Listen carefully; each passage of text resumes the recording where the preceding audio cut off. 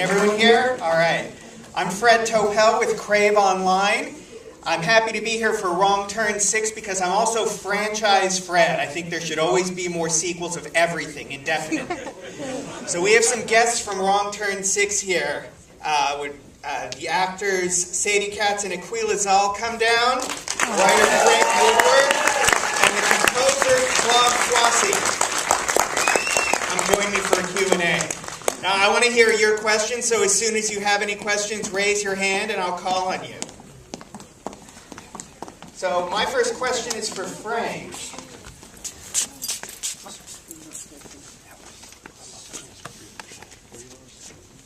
Have a seat wherever you're comfortable. So, my first question is, who actually makes the wrong turn in this movie? It seemed like everyone went where it was supposed to be. Somebody asked me that not too long ago. For me, I think wrong turn in this film is more about choices, and the choices that Danny makes, or he kind of rightly or wrongly chooses family. So that's for me what the wrong turn is. Yes. Very well. Oh, stop. Aquila and Sadie, I can't imagine you had that much time to coordinate that fight scene you have together at the end. How did you put that together with the director, and how did you like fighting each other?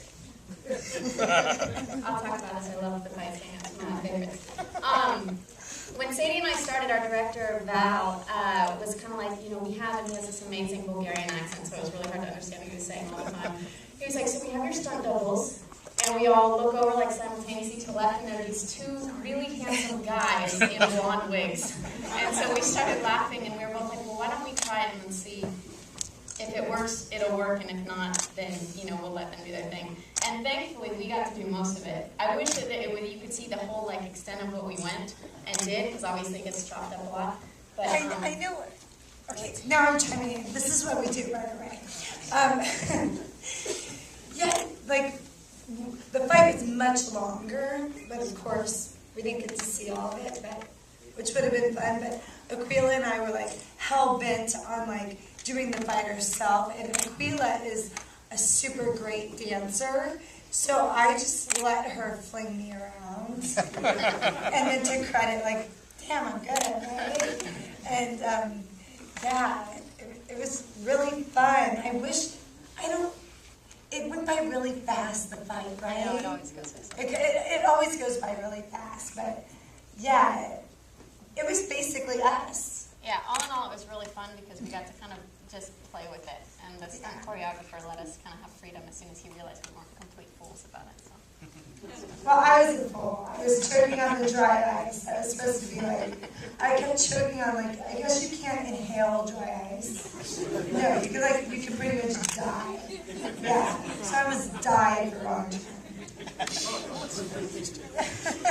Claude, did you inherit any themes from the previous Wrong Turn movies, or were you able to do your start from scratch? Well, I was lucky enough to score 3, 4, 5, and now 6. So I was able to borrow from myself a little bit. But for me, the strongest element was the familial element, which of course is what makes Danny, go to the dark side, if you will. And that's why I really enjoyed bringing in some indigenous Appalachian instruments like fiddle and some guitar because that Appalachian music is very deeply rooted in family and tradition. So that was the reasoning why I chose that kind of instrumentation. And I want to thank Tomas Gallegos, my assistant, for the incredible job he did. And so that's about it. Are there any questions from the audience yet? In fact, Pat, hi. Great to see you, Franchise Fred. So what made you decide to whack the final girl? That was a shock. Spoiler alert, but why did you decide to kill the final girl? Well, Danny kind of has to make a clean break of it, I think. And unfortunately, his heart is the one that has to go, and I think that Tony's his heart, so that has to go if he's going to go fully to the dark side. So that's probably a very dry. All the good guys. Well, I mean, I think so. I wanted to keep something alive at the end too. I mean, I think if the films are going to have any place to go, especially if we're going to be working with some of the characters again, I think it'd be a good place to have somebody still alive afterwards. So. Well, to follow up on that, Aquila, when you read the script, were you surprised when it got to that point? Were you thinking, wait a minute, by all the rules, I'm supposed to be the one at the end of this? Surprised, maybe not surprised, excited because the end was such a big scene and that was such a big day for us on set. And Anthony did an amazing job. Sadie did, just an incredible job, the scene with her and I and the gun and stuff. So when it came to the death scene, I was actually excited to die because I hadn't died on film yet. So it was a big climactic moment for me, I guess. Selfishly, I was selfish. So, yeah. Any more questions? Yes, in the middle of the front. I really love the hotel, that building. Can you give us a little information on how you found it, and was it actually in the Appalachians? Can any of you speak about the hotel, maybe for the cast, what it was like to film there? Yeah, I think the cast can give you a lot more of an idea of what it was like to film there. But the hotel was, we inherited the hotel when they came to talk to me about writing the script, so we knew that it was going to be centered around that location. And it's all Bulgaria, and the charms of Bulgaria. It was actually, was it 1904? It was actually an old military base housing, or school, excuse me. So that's why it was so elegant and extravagant. But it was originally built, they were saying, in 1906, It's 1906. I think. But absolutely gorgeous. It was even more beautiful in person. So they did it amazing justice in the film, but it was really extravagant. We got there and all of it, in the car we're just like, oh wow, it's so big, obviously for script, but in person we were all like, oh my god. It's actually still was being used. Yeah. So when we were shooting, they were still military members using it on the other side, which was really scary because you would be wrapping for the night, and then you'd have to walk down long corridors with a mirror on the other side. It was super, super creepy, freaky. Do you still have a question behind the last one? Yes, you, sir, in black. Firstly, I think this is a fantastic piece that you guys have made. I've never seen a horror movie shot so well, so well cut, and what camera did you guys use? I really wanted to actually congratulate the cinematographer. Fantastic job. And the writer did a great job. And then the cast members fit really like a jigsaw puzzle. I love the locations. I just thought that when she asked the question, I really knew that you guys literally wrote your script around that house. Right. But I wanted to know, what did you guys shoot on? And how many days did you shoot this thing? The director's not here with us tonight, No, but can any of you speak to the camera they used and certainly how long the shoot was? Right. I'm fairly sure they used a red. They shot on red. I know that's with the producers, Jeff and Phil, they tend to shoot most of their productions with red. And how many days of shooting was it? We were on, all in all, it was almost 24 days. So with travel. 24 days of travel. Yeah. Wow. So it was really fast. Yeah, that sounds really fast. fast.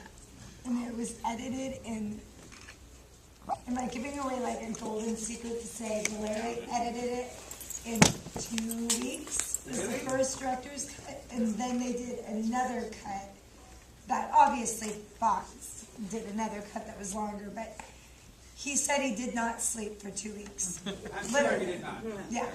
And did you guys get any storyboards when you were reading the script? Or was it you just had to go and shoot?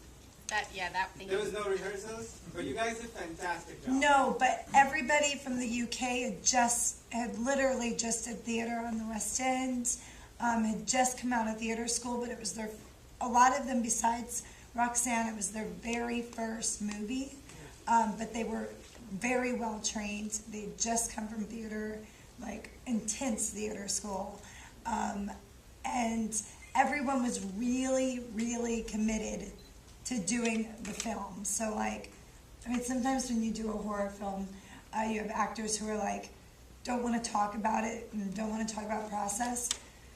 Everybody wanted to talk a lot about process and backstory. Chris Jarvis, who played my brother, was very, very intense. I mean, he was very researched and had all kinds of ideas, and it was kind of cool because everybody was like this great family and very humble, and just, I mean, everything was talked to death about walking in the room. And do you think when I walk in the room I would be like holding a marble in my hand, or do you think I would be thinking this? If we would go like, I don't know, just walk in the damn room, you know. But everyone cared a lot about it, and in a way everyone like respected the fact that they were like, let's not fuck up Wrong Turn 6. Like we cared about it a lot, you know, which was so fun. And then we were in Bulgaria, so we all felt we were in like Wizard of Oz, and that was so awesome. And you know, UFO, we got to stay at like this great, beautiful hotel, and then we drank wine at night. So No more secrets. that's it. And that's what the secret. Don't give Sadie the mic. I'm asking this because you guys shot the movie so brilliantly. It was like crystal clear and the colors were really amazing. The one thing that I was like really trying to understand why you didn't get your poster much more on a bigger scale to really like, you know, make us feel, you know, it was like, I felt that you guys underplayed the poster because especially you have This poster Yeah. right here? That's not my department necessarily. Yeah, I think that's probably a Fox marketing question. But I'll it's tell you. 6-1, so I think they've got a good formula going here. If you're really happy with the look of the film, be sure to plug Valeri's Facebook page because it's unfortunately he can't be here, and this film looks great because of him. I mean, definitely. I see a question in the back. Yeah, my question's for Aquila. You obviously had a really emotional scene, probably one of the most of any of the actors. What did you do to prepare for that, and how many takes did you have to get that just right? How did you prepare, and how many takes did you have for your big emotional scene? I know we've never met before, but to give you a little backstory, when I was in college, I had this roommate named Shauna, and she would constantly make me cry, so I would just think about Shauna. I'm kidding. That's Shauna, everybody. Honestly, kind of like Sadie was touching on, the cast that we were working with, everybody was, I mean, even though they might have been like green in an industry sense, and I don't even like saying that because I don't feel like it's even suited. Anthony Ilott, who's playing Danny, him and I had a chance to work a lot on scenes, and we were all kind of creatures of rehearsal when it came to like mine and Sadie's scene. So a lot of it, we had the freedom, thankfully, and the time on the really emotional scenes for me, like especially towards the end, to where we could just play in the scene together. So before that one, that was by far my, like the height of my emotion, like need, I guess you could say. I went to Sadie beforehand, and we were both kind of in our element and doing whatever we needed to do to prep. And we're in, like, being in the environment was fantastic. A, because it was beautiful, but it was also incredibly cold and incredibly scary just on its own. So her and I had a chance to talk over it, and I told her what I wanted in the scene and where I wanted to go, and kind of, I think we gave each other the freedom, and I asked you, like, I'm, like, asking you to do whatever you need to do to actually scare me. Not just a sense of, like, oh my God, you're sleeping with my boyfriend, but on a level of, like, this is a life and death situation, like, I just lost ones that I loved, and that is not just scary, but it's devastating. So, did I answer the question? How many takes? Oh, that was, sometimes we'd get lucky, like with Sadie and I, because Sadie is really experienced and so talented at what she does. We had the time to go through the scene fairly quickly, so we got, oh my God, I mean, I guess you can say that. I think we each probably have 3 or 4 takes on our close-ups. So in retrospect, it doesn't sound like a ton, but on the day, if you do the wide shot and then you punch in and then you punch in, you feel like you're really warmed up by the last time, by the 3rd or 4th time at least. I feel like we did. On a couple of the other ones, though, Val would come up and in his amazing way, and he was so wonderful to work with, he'd be like, okay, Aquila, we're going to do it in 1. I'd be like, okay, go. So I think, like, there's one scene with me and my brother, and I think we only got to do that, like, twice. So it was always different. It was depending on time, depending on what we had. Well, we're going to have to wrap up soon for the next movie, so if there are any last questions, I see two. Are those two in the back, or are you all together? All right, we'll take both of your questions as the last questions. Okay, last question. Let's hear it. Thanks.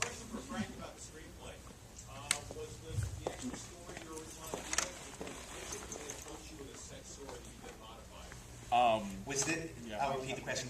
Was this your original idea to pitch them, or did they come to you with an idea for Wrong Turn 6 and you got the assignment? Yeah, I know. They came to me. I've worked with UFO before on some Sci-Fi Channel movies, and they came to me. But as far as story goes, they had some parameters like the hotel that the three brothers need to be back.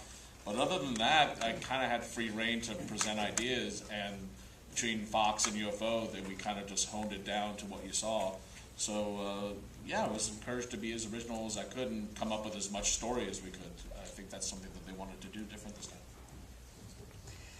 Well, Wrong Turn 6. Oh, I see one more question. Right, you just got in. The pool scenery, when they were swimming and all, was that with the same location? Was the pool in the same location as the hotel? I mean, it was not in the front of the military building? Was it on the ground?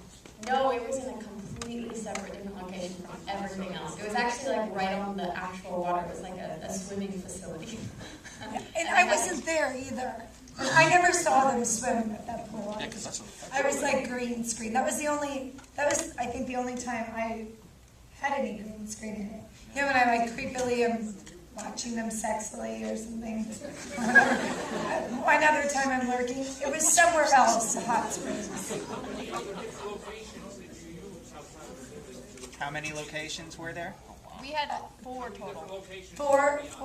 Yeah, we really only had 4 total. We had the woods, the pool, and then the 2 different buildings, the military base and then the Greek spa for the spa. Yeah. Oh, they're just curious. Thank you. Yeah. Can I